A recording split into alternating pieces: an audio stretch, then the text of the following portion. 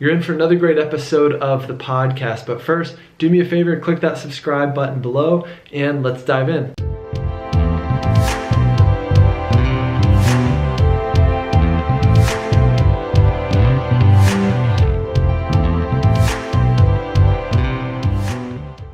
All right, Alison Pidgeon is on the show with us today, and she's already been very patient with my tardiness and my lack of having my mic set up, and no surprise to our listeners, I'm always a little bit late and sometimes a little disheveled, but now I'm ready. How are you? Good. How are you? I'm disheveled, but I'm gonna breathe. I'm gonna do what a therapist would tell me to do and get centered. Right. It'll be good. It's all good. Yeah, exactly. Well, you and I just got to hang out recently and meet in person, which was awesome. We were at Slowdown School, being the leaders of Slowdown School with the one and only Joe Sanok, and that was pretty fun.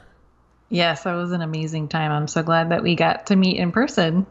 You did. I saw you did a Facebook Live recently in one of the practice groups about like what you learned, or like habits of highly successful people. What did you, I didn't listen to it, but what did you share in that? You didn't watch my video, John? I saw it and I was like, I want to watch that later. And then I didn't. So now I'm going to be lazy and now ask you you're going to ask me? Yeah. Yeah. So the things that I learned, obviously that group of folks were very high achieving private practice owners, and also were in the process of launching other businesses, and just, super impressive group of people to be around. And I was thinking about it after I had gone home about, what are these commonalities that these folks have? And the big way was that, they were very invested in making sure that they were continually learning to be a better business person, whether it was, reading books, or it was being a part of, Joe's mastermind group, or whatever it was. Like, they were investing time and money into continually improving themselves as a business owner. Mm-hmm. And to see what they've accomplished. I mean, I think obviously the return on investment is huge. Yeah. Yeah. You noticed the same thing. I did. Yeah. And I mean, it's an interesting, thing to think about in terms of what makes for a successful outcome in a private practice, given that there's so many moving parts. There's a lot of variables, and there tend to be some people that, I don't know about make it look easy, but they clearly have, been kind of uninhibited in their growth. You know what I mean? And always looking toward that next step or that next level.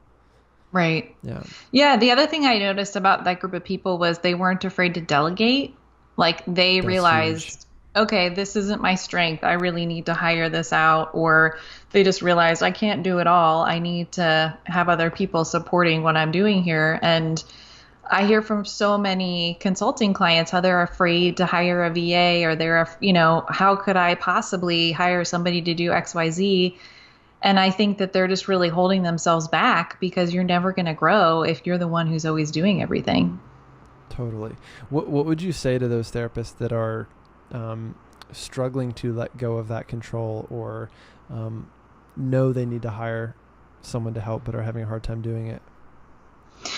I think if they hire the right person who is a good fit, it will be an absolute game changer for them, and it will make their life 100 times easier.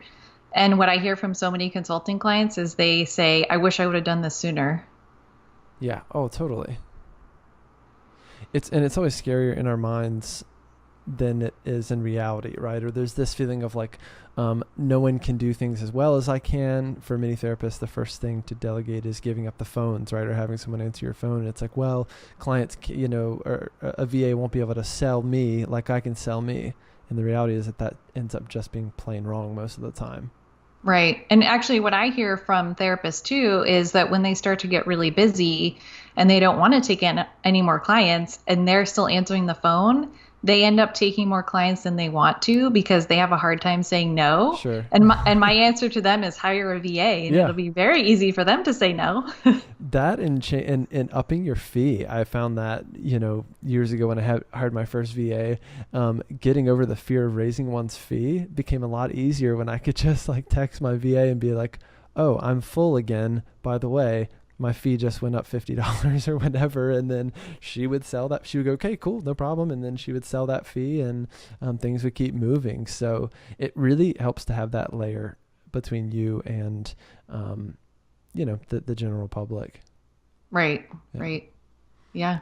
Yeah. And also being able to know how to supervise, your VA as well, I think is a part of it, and knowing what you want out of a VA. I think a lot of people go into it and they have no idea kind of what to expect or how to train someone to answer the phones if it's like a VA that doesn't work for a VA company for therapists. So I think for a lot of folks, it's their first time being a supervisor or being a manager. And that's a whole process in itself, of Right. kind of learning those skills on the fly. Right. Yeah. And if that seems overwhelming, I mean, you can always go to a VA company and hire somebody who, needs minimal training. Yeah, totally. Yeah. Yeah. Well, this will be backtracking a tad, but fill people in on kind of who you are and how you got here.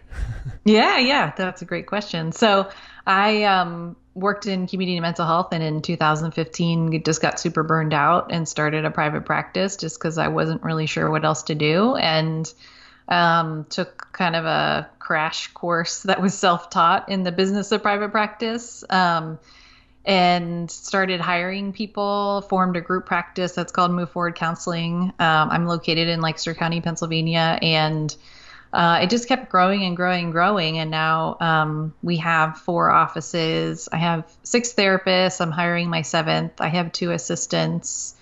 And I just bought a building, so we're going to be moving in there as soon as it's renovated. It's awesome. Which is super exciting. And I'll be hiring like 5 more people to fill that space. So eventually we'll be 12 therapists. Yeah. We talked about this a little bit on a hike in northern Michigan at Slowdown School. And I would actually love for you to, if you would, kind of share a little bit about that process of purchasing the building and also how you did it. Because I think it was a way that I had never really heard of or thought of. And I see a lot of therapists thinking about or contemplating, making a purchase of a building, but and a lot of therapists just counting it out and going, there's no way that's possible. But you went about it kind of a unique way. Yeah. So when I started doing research on commercial investments, I figured out that there's lots of different ways to finance a property. And so it's very different from like buying a house. That's your own personal residence. And so one of the ways that you can purchase a commercial property is by using what's called a hard money loan, which is what I ended up doing. So the bank financed like 85% of the property.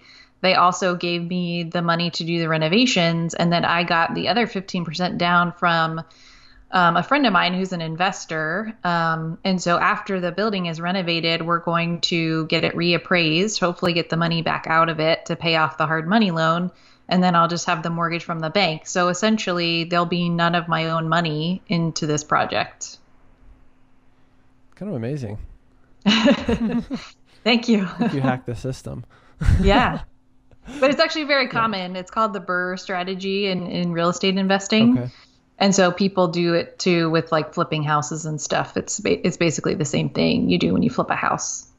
What was the feeling like when the deal went through? It was terrified and excited at the same time.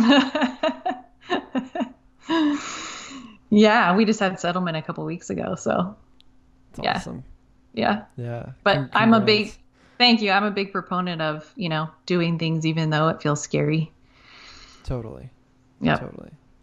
Well, and I know that you started working with Joe a few years ago. You guys met at an event, right? And then Yeah. So I guess that was the part of my story I didn't share. Yeah. So Joe had an event in Michigan called Pinot in Practice that I went to, and it was kind of funny because there was like maybe a group of 12 of us and just hearing everybody kind of talk about their practices and their struggles. And I realized that I was kind of pretty far ahead of everybody else.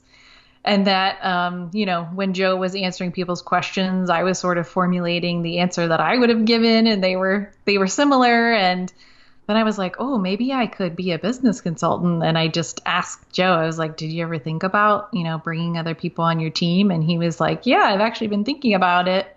So we talked about it more, and then he brought me on and he trained me. And so I've been working for him for 2 years now. It's awesome. It never hurts to ask, huh? No, and that's my other thing. Like, I'm always amazed at, how many people have said yes when I've asked for various things. That's how I found my first office. I went to my own doctor and I was like, hey, do you have space to rent out? And, he hadn't been advertising it, but he said yes, just because I asked. And so I think, that's a big lesson for entrepreneurs is, it doesn't hurt to ask. Totally. The way, I don't think I've told this story before, but the way that I actually started my first practice in San Francisco, and this was before I was licensed, is I got out there and I just was Googling therapists and trying to meet as many as possible and meet therapists that looked like they had a great, successful practice. And I met with a guy who was a CBT specialist, and we were getting along really well. We had lunch or whatever. And I basically just said, I looked at some things that he wasn't doing, like online, like setting up a Facebook business page and setting up a Google My Business listing. And I basically just said, hey, can I do these things for you? Because I see them missing and I think I know how to do them. And I'd love to help you out. And I did that without asking anything in return. And then, a few months after that, basically he had brought me in to help me set up my practice and get going, and just doing that, just asking like, hey, can I do this thing for you? Was like, oh, sure. No one's ever offered to do that for me, and that's what led to a lot of doors opening from there. So yeah, never hurts to ask. Yeah, that's awesome. Yeah. So you started consulting with Joe. You've consulted a lot of therapists at this point. We were just there in Slow Down School consulting in person, which is such a neat experience. And I've talked about that a bit on the show since we've been back. But yeah, I just want to open up to you again. What have you learned from consulting therapists, and what do you want to share with us today? Yeah, I think what I've realized over the past couple of years is there's certain themes that come up. As therapists, we're taught to look for patterns. And so I start to see patterns with my consulting clients. And I just thought it would be helpful to, share some of what I've noticed with the people that reach out to us for consulting. So the first thing that I notice is that with almost every consulting client, we end up talking about money mindset issues. And we talk about their pricing, and typically what I see is therapists are underpricing themselves. Mm-hmm. So whether they're self-pay or they take insurance, they're not really optimizing the fees that they're collecting. And so we spend a lot of time talking about how to maximize that for them. Why do you think that is? Why do you think that this trend exists in our industry?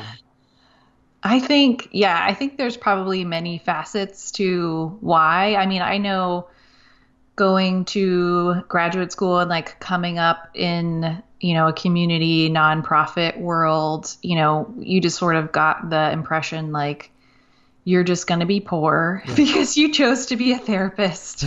And that's just how it is. You're never going to make any money. And so I think, we're just conditioned to believe that. And we go out into private practice and we think, well, no one would pay $150 an hour to see me. That's ridiculous. But people will. But if you don't set the price there, you're never going to know. Yeah, I remember distinctly it was probably the second or third week of my graduate program. And it was in this intro to clinical mental health course that was supposed to be teaching you about the real world and ethics and whatnot. And they brought in a panel of recent graduates, and I've never seen a more beat down looking group of individuals.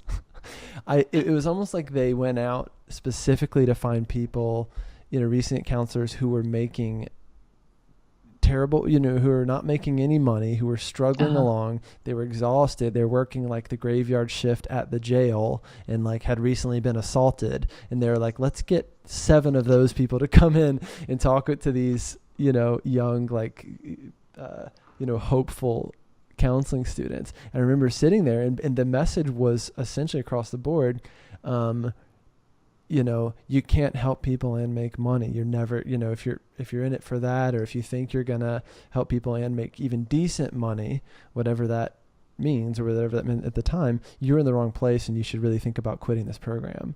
And that struck me and was like, we walked out of of class that day feeling defeated and feeling like maybe we really are in the wrong place at all. I mean, it doesn't even sound like that they were already kind of disconnected from why they're doing what they're doing. And it was just such a statement.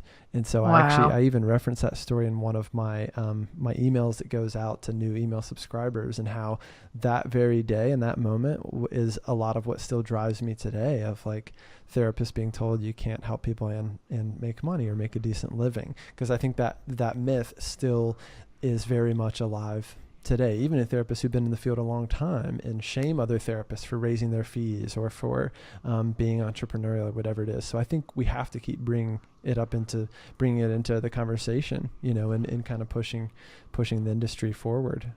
Yeah, I think that's so important. And I think too, with the folks that accept insurance, they just sort of take at face value, like, oh, this is what the insurance company is going to pay me. And they don't ever think to go to the insurance company and ask for a raise. And also they don't realize that in order to give themselves a raise, they may need to drop the lower paying insurance panels. Totally. Yeah, I see a lot of therapists either getting on a low paying panel out of fear or out of, scarcity, or of like, I'm just afraid I won't have any clients, so I'm willing to take a fee that is in reality way, way, way too low for me and my practice and my overhead, right? Right. Yep. Yeah. I see that all the time too. Yeah. Yeah. Yeah, and it's, again, being like stepping up and asking for something or asking for a raise from panels, I know works quite well a lot of the time. And also even a small increase can be meaningful when you look at the fact that most clients come to therapy every single week, or if you have a group practice, a $10 difference across 60 sessions a week or whatever can be a tremendous, can have tremendous impact on the business overall and then on the big picture, right? Right. It's huge. Yep. Yeah. Definitely. Yeah. What else have you learned about us? Yeah. So one of the things that kind of happened at the same time, like a few clients were kind of telling me the same thing, was that they were afraid to make a business decision or speak assertively with someone. Let's say it was a vendor or an employee or something, because they were worried it might hurt their feelings. Mm-hmm. And so we have had conversations about, at the end of the day, it's about your business and what's best for your business. And we all have to have hard conversations, because that's how we're going to make progress and have the best business that we can. And kind of talking through, like, pushing past that fear of hurting that person's feelings to do what's best. Yeah, I think that's a big part of it, right? Is we play things up in our minds that this is going to go so horribly, or I might offend someone. And because we've played out that fear in our minds, we end up not doing it. Yeah. And really, I would say 99% of the time when we talk about it and the consulting client goes to that person and has that hard conversation, it goes well. Mm-hmm. And then they feel relieved and they're like, oh, I'm so glad I don't have to worry about this anymore. So, that horrible thing they're making up in their head rarely happens. Yeah. Yeah, I mean, things are rarely as bad as we imagine they are going to be, especially in retrospect when we look back on them. And I do feel like part of how you get better at being assertive is you practice being assertive, even if it's in small ways of, like, I don't know, if you struggle with, if your food is really bad or they send out the wrong order at a restaurant, like sending it back and being like, hey, I actually asked for broccoli. I feel like little things like that can add up, and they do play out in your business, for sure. Yeah. And I think most of the time, if you're making a reasonable request, like, people respond well to that, as long as you're not asking for something crazy, I think usually these things can get worked out. Totally. Yeah. Yeah. That's a great one. What else? So this is a little bit of a cautionary tale. So unfortunately, some of the consulting clients that call us because they've gotten themselves into trouble. Usually it's financially. And what I've learned about that kind of population of folks is that they didn't put in good systems and processes, or they hired the wrong people, and it ended up causing lots and lots of problems on the back end. Totally. Yes. So that's I guess my advice is, make sure you have those systems and processes in place, hire the professional to do the accounting for you or whatever it is you need to do, hire the professional biller if that's what you want to do. But I think, a lot of times clients will be like, oh, but that, is expensive. I don't know if I really want to spend that money. But if you could see the problems that are caused as a result of not putting these things in place, you would be happy to spend that money. Totally. To make sure you're not, make sure you're not owing the IRS tens and thousands of dollars. I think that's the other part about working with a coach or consultant, is that if you can get help and get a set of eyes on your business to help you identify what are the current pain points and the current threats to your business right now. Ideally, you do it before you scale, or before you go from a solo practice to having 10 clinicians or whatever in 5 locations. Then you're going to save yourself a lot of headache down the road. But yeah, I mean, it's like preventative care versus emergency care, and therapists Right. come and they go, I'm $20,000 in debt and I can't get my clinicians full and nothing's working and my website broke. And yeah, I mean, certainly they need consulting, they need help, but also you're starting from a tremendous deficit and you're starting from a place of anxiety, and that anxiety permeates every part of your business. Yeah, and I see too, people just obviously extremely stressed out, and then it's almost like they don't even have the mental space to do what it takes to fix it at that point. Yeah, So do you see the same thing? I do. And I don't know. I mean, we'll spend tens of thousands of dollars on graduate school, and a lot of, maybe 30% of the courses we end up taking, like my clinical mental health course, we pay a few $1,000s for those courses, but then we get out of school and we won't spend another dollar on getting help or on becoming a better business owner. And I think that's another hang up that therapists have to get over. You know what I mean? I think starting a private practice or just going through different phases of private practice is really just the beginning. It's like you have to be new at this all over again. You have to be new at things all over again. Or even if you're diving into a new part of your practice, like learning social media, you have to be okay with being new at things. And I think a lot of times therapists get flustered and they go, I just want to have it all figured out. I just want to feel in control. And I think that's an illusion. Yeah, and I think too, you're exactly right. Like they're starting from scratch, learning the business side of it, and they may think, well, like I have a master's degree, I should be able to figure this out. But you don't have a master's degree in business, so yeah, you're going to need some help. Yeah, totally. Yeah.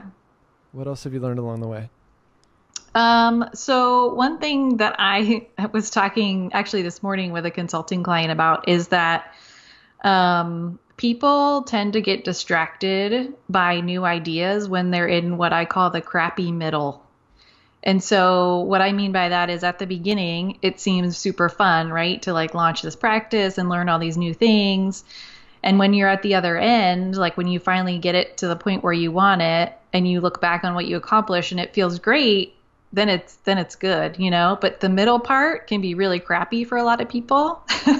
Like going through all the growing pains and just making mistakes and all that kind of stuff. And what I see happen is people get distracted by new ideas. All of a sudden they want to launch this new business. They want to start this podcast. Mm-hmm. And it's almost like a distraction from what they really should be doing, which is building up the practice.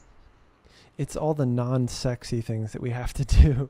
Yes. I mean, you're literally speaking to a session I just had this morning with a consulting client who wanted to work on things like creating a coaching business and doing online therapy and creating her first course.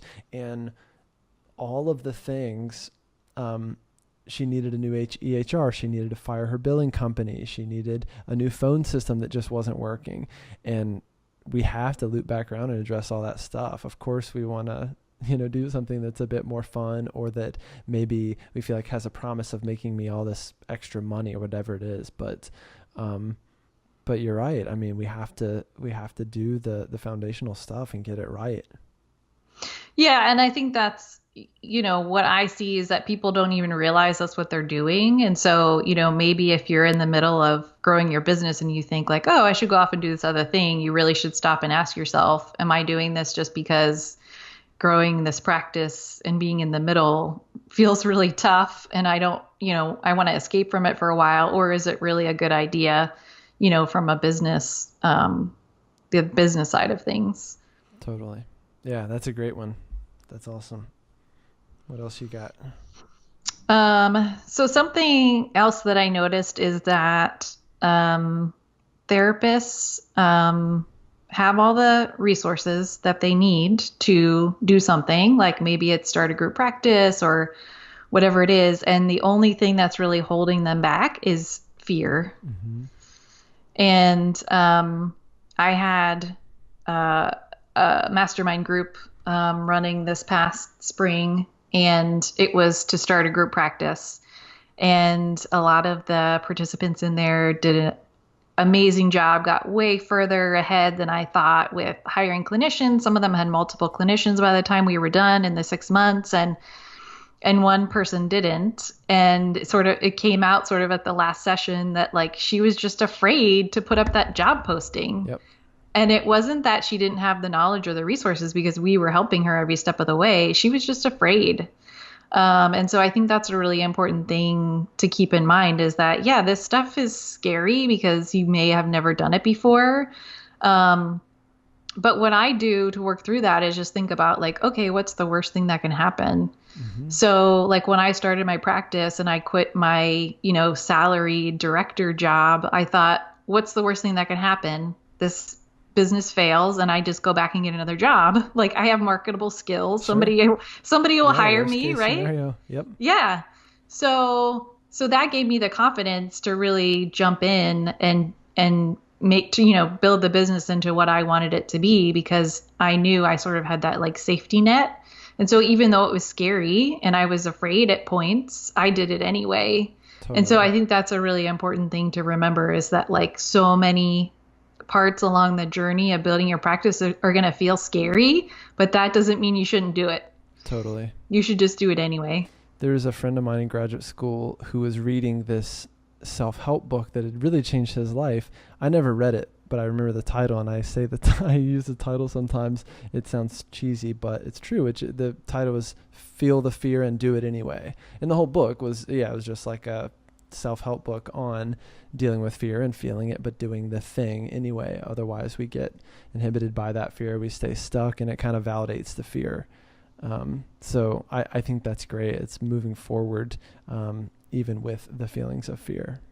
Right. And I think powerful. That's the thing a lot of people don't realize is they feel the fear and they think like, oh, that's my brain's way of telling me this is a bad idea. I shouldn't do it. That's my intuition telling me to avoid this. And it all depends on how you look at feelings, right? It's like, sometimes feelings can be indicators of truth, or you can have a gut feeling about walking down a dark alley that, and having that gut feeling that this is a bad idea might be true or might help you. But fear quickly becomes anxiety or unwarranted anxiety, and images in our mind that likely will never happen. So that's right. Powerful. Yeah. And then you just get paralyzed by it. Yep. You stay stuck. Right. Totally. We got time for maybe one more if you have another one. Good. I have exactly one more. Look at that. So I'm interested to hear what you think about this, because this might actually be counterintuitive to what you teach people. All right, let's do it. So in terms of marketing, I have consulting clients that contact me who have, for example, done a lot in one sort of sphere of marketing, right? Like they've done tons of stuff with digital marketing. They have an awesome website. They, are all over the SEO and the Facebook page and all of that kind of stuff, but they haven't done any other types of marketing like in-person networking or anything like that. And then they're not, they're sort of clueless as to why aren't, clients kind of beating down my door. And so we talk about like, okay, well, that's all great. And now that you have that set up, wonderful, like let that work for you. And then the other thing you need to do is look at what in-person networking can you do? Can you give talks in the community? Those kinds of things. So I guess that's my advice to people is don't just do like one sort of facet of marketing. You have to, especially in the beginning, until you figure out what works, you have to try a bunch of different things to figure out what is actually going to bring clients to your door. Totally. I don't disagree with that. Okay. Yeah, people know me for leaning heavily on the digital side and having built my group practice here entirely with Google and really nothing else. But I think what's important with my philosophy is that there's 100 ways to build a practice. There's 100 ways to market a practice. You need to know what's working. You need to know what you're good at, what's worth doing yourself versus hiring for, and ultimately be able to measure it. I have a coaching client who's built a lot of her practice on Instagram. That's not the first place I would go, to build my practice or to suggest building a practice. But my agreement with her was, okay, if it's working for you, or how many clients have you been able to generate? How many hours a week are you putting into it, and how many clients have you generated from it? If you can show me that it's working, great. Because I think ultimately a big part of your success in private practice is your ability to make decisions on your own and to move forward and to be able to measure what's working and to be able to let go of stuff that's not working. So if Instagram wasn't working for this person, to be able to at some point go, okay, I don't think this is working, let me shift gears to something else or run some workshops or whatever it might be. So but yeah, I talk a lot about knowing the difference between lead generation and brand recognition. So like doing things in your marketing that are getting in front of people looking for therapy right now, looking for a therapist right now, versus things that are just getting you and your brand out into the minds of people, into their awareness. And so I think that's another way to kind of split it up, whether it's in person or digital, is to at least know the difference or know why you're doing what you're doing. Yeah, and I think you brought up a really good point too about collecting the data, because I think a lot of people don't do that, and then they may just, do something on autopilot. Totally. And then they never sort of loop back around to see like, oh, is this still making sense that I'm paying X number of dollars per month to do this type of marketing? Totally. That's huge. Well, Alison, these were great. 6 tips on basically the habits of highly successful therapists and things you've learned through helping therapists. How can people find out more about you, and how can they get in touch? I know you have a group coming up that you want to promote, so I'd love for people to hear about that. Yeah. Thank you. I'm really excited. So this is the 3rd time I've run this Start a Group Practice Mastermind. So it's specifically for people who are just on the precipice of wanting to start their own group practice. They have, a pretty established, successful solo practice, and now they want to take it to the next level. And so it's a mastermind group with teaching and hot seats and Facebook group and all kinds of other things thrown in there that hopefully are going to be helpful for people. I've written a workbook that goes along with that. So if that's something that people are interested in, you can email me at Alison with 1 L, so ALISON at practiceofthepractice.com. And it's starting September 18th. So if that's something you want to do in, this last quarter of 2018, I would definitely jump on that, because I'm not sure yet if or when I'm going to run it in 2019. So cool. Love it. There you have it, folks. And we'll put Alison's email in the show notes as well. So you have that link. But yeah, there you have it. Alison Pidgeon from Practice of the Practice. Thanks again for being here, Alison. And I will see you around. Thank you, John. Take care. All right, I hope you enjoyed today's episode. Do me a favor, click that subscribe button below and stay tuned for the next video coming up.